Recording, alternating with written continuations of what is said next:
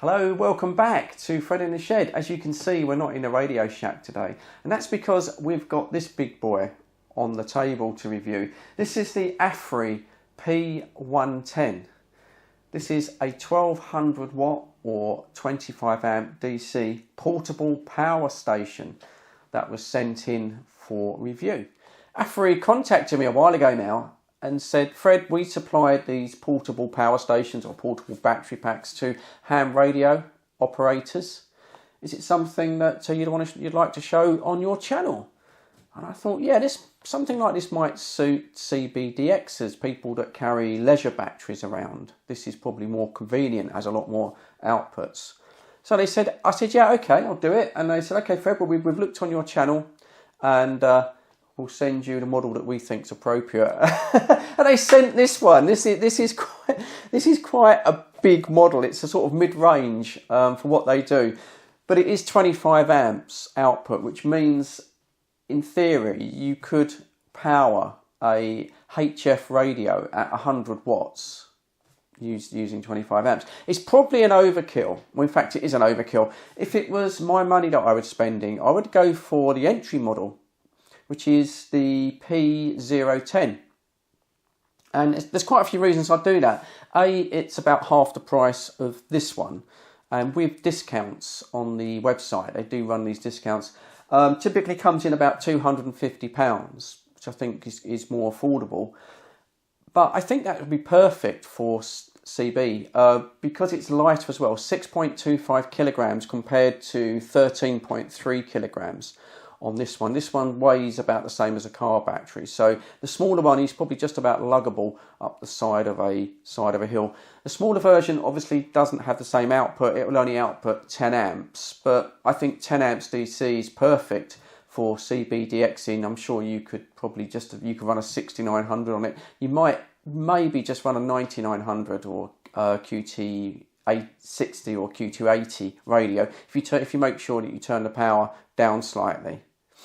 But anyway, this is the one that they sent in, so thank you very much. On this video, we're going to have a good look at it, good look at all of its outputs, all of its inputs, and then at the end of the video, we'll test it with a radio and we'll see how it works.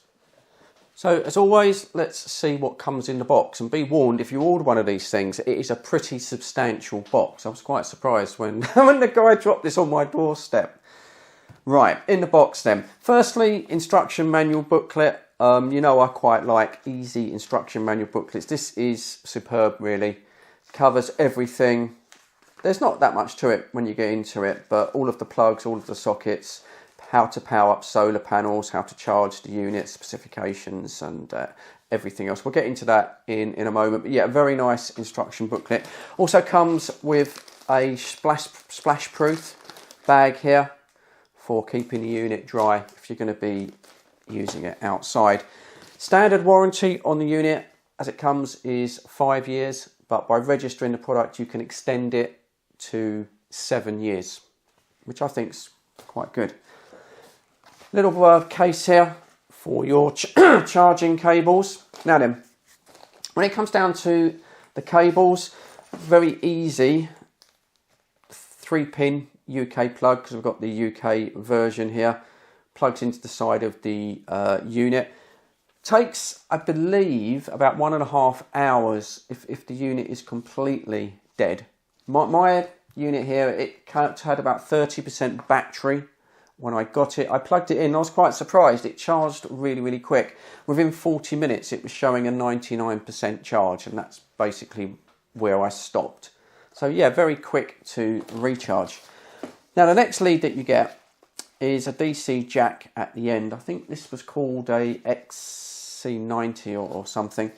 And these rather odd little connections here. And I looked into these, and these are solar panel connections. So this is where you would connect up to a solar panel or even a large solar panel array. These are available on the website. It's not something that I would be using myself, and to be honest, the plug that I really would want to use is the one where you plug it into the cigarette lighter socket or the auxiliary socket on your car, so you can charge the unit on your car. That isn't provided in the case, and they do sell you that. That's an extra £20, which is a little bit of a stinger, to be perfectly honest, when you're buying the sort of higher models in the range. So yeah, for me personally, I think a 12-volt car charging cable would be more useful for most people than a solar charging cable. So that's just a little thing that I think they could do better. So looking at the front fascia of the unit, you can charge or use 12 different items at the same time. So it's quite versatile. Firstly, on this side, this is probably where we're going to be interested in for radio. These are your DC outputs. So your first one is your standard 12-volt cigarette lighter socket, universal plug socket, just in there. That's rated at a maximum of 10 amps, which is, as I say, that's plenty for CB radios and probably medium powered 10 meter radios. Below that, you have two DC jacks with center pin, the barrel type jacks. These are both rated at 3 amps, which actually would power a normal CB radio. And then below that is your big output. This is your 12 volt 25 amp for much more powerful radios, of course. And that has a little socket there. I looked it up. That's an 8060 socket. I'm waiting for the cable to come in. I've ordered one off Amazon. It's out of stock at the moment. But yeah, that's your 25 amp socket. That cable is not provided with the unit itself. And you've got a complete row here of USB sockets. So you've got standard type, I suppose that's type A USB sockets, and I think these are rated at 15 to 18 watts in power output. And then you've got 4 USB-C sockets. Again, these are very high power ratings. So all of these 3 are 20 watts, and then the final one is 100 watts, which is actually quite remarkable. Really nice colour LED display. When we power this up in a moment, it will tell you what your power draw is and how many hours you've got remaining, and obviously you've got the battery there. This is the UK version, so this is 220 to 240 volts. Moving over to this side, simple power on off button. The unit will shut down after a few minutes to conserve its energy. When you're using the unit, the display stays on all the time. And then quite a bright LED little light there. It does flash, I think, as well. Yeah, so I think that's the standard SOS thing. No, there's no alarm on it. It flashes, yeah, so quite useful for setting up. So I've had to lean it on its side to get it in camera.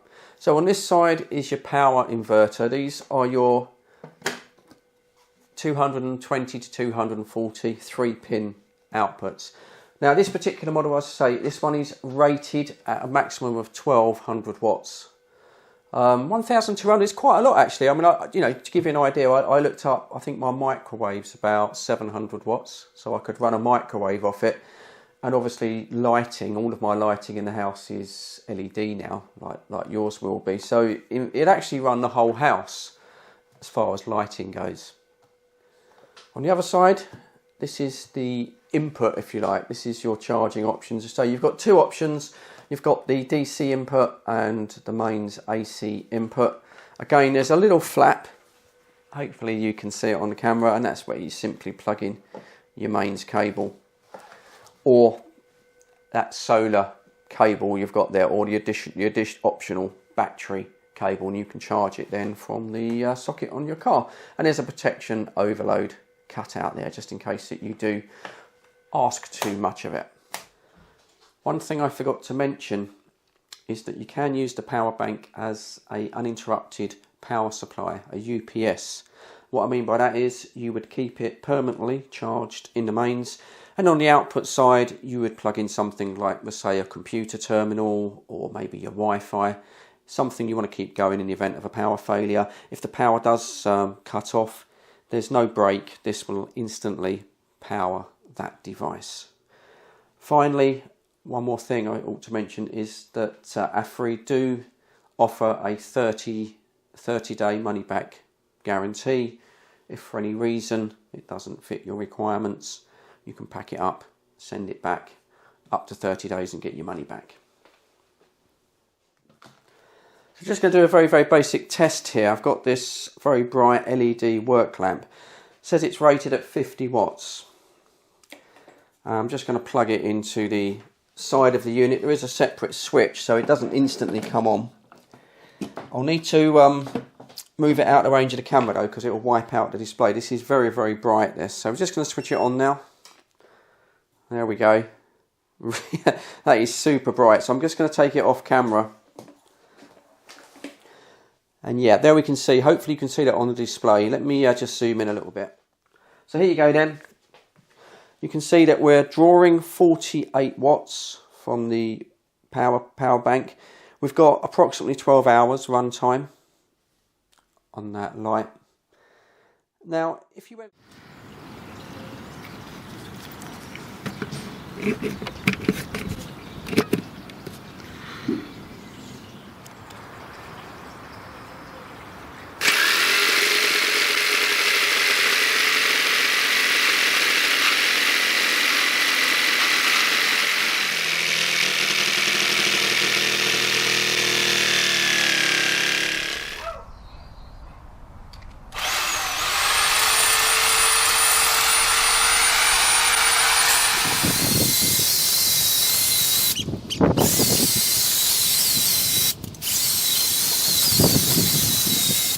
It's a nice sunny morning in the UK, so we set up a little DX station, typically I think what you would possibly use. So we've got two radios currently running on the power bank there. A little FM EM27 and then the 6900. Nothing much coming in at the moment, typically.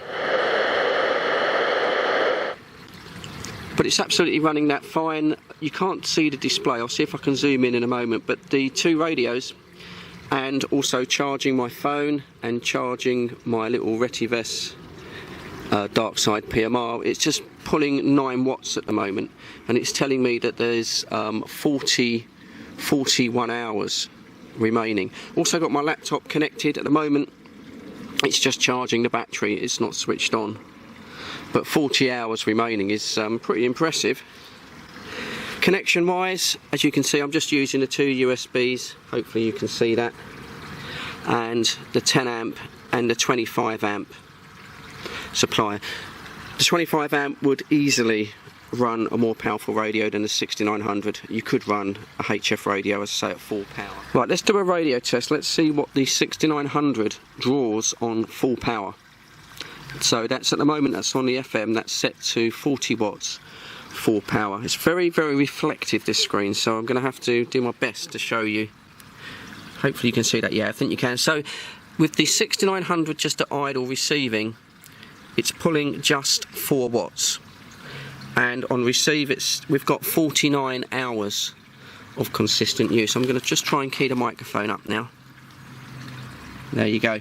So that, again, full power on the 6900, pulling 115 watts. Bearing in mind this thing has a capacity of 1200 watts, so you could run 10 of these radios, and if on a full transmit it will run for 7 hours consistently. Now obviously if you're on a net, you're not going to be keying up for 7 hours. I imagine you'll do a few transmissions every few minutes. I mean, on that basis, I think this would last probably 2 or 3 days, probably, you know, 25 hours or something like that, with intermittent use. Now, as I say, I'm using the 25 amp plug there. The smaller unit, which I think probably would suit a DX or more, because it's lighter, 6.5 kilos, this is 13 kilos. The smaller unit has just the 10 amp output. You don't get the 25 amp. Now that would run the CRT 6900. You probably could run that actually on full power. I can't remember, I think it pulls about 7 or 8 amps, something like that. Couldn't do a HF radio on 100 watts obviously, and even a 9900, I think probably 10 watts might just be pushing your luck. But you're not likely to do 100 watts on a DX setup anyway. But I think so. The smaller one, £250, probably would suit you. But yeah, I mean, it's an amazing piece of kit really, isn't it? I mean, it's quite incredible what you can run all of this, and it will just run it for hours and hours. So there you go. I hope the video is interesting to you. I hope I've showed this to its best advantage for a radio user. As always, if you're interested in checking out their products further, there is a link in the description. They do, as I mentioned before, they do solar panels. If you want a completely off-grid power system, you could, especially a day like today, it's glorious, you could basically charge this up as you go along, and you've got, well, pretty much indefinite power. Anyway, that's the end of the video. I'd like to thank you for your view time. I do appreciate your views. I don't get that many views per video, so thank you very much. Thumbs up from Fred in the Shed. If you get a second, just hit me a thumbs up down below. I really would appreciate that. But as for now, as always, enjoy your day. Thanks for dropping by. Stay safe, and of course, catch you on the next one. Cheers, guys.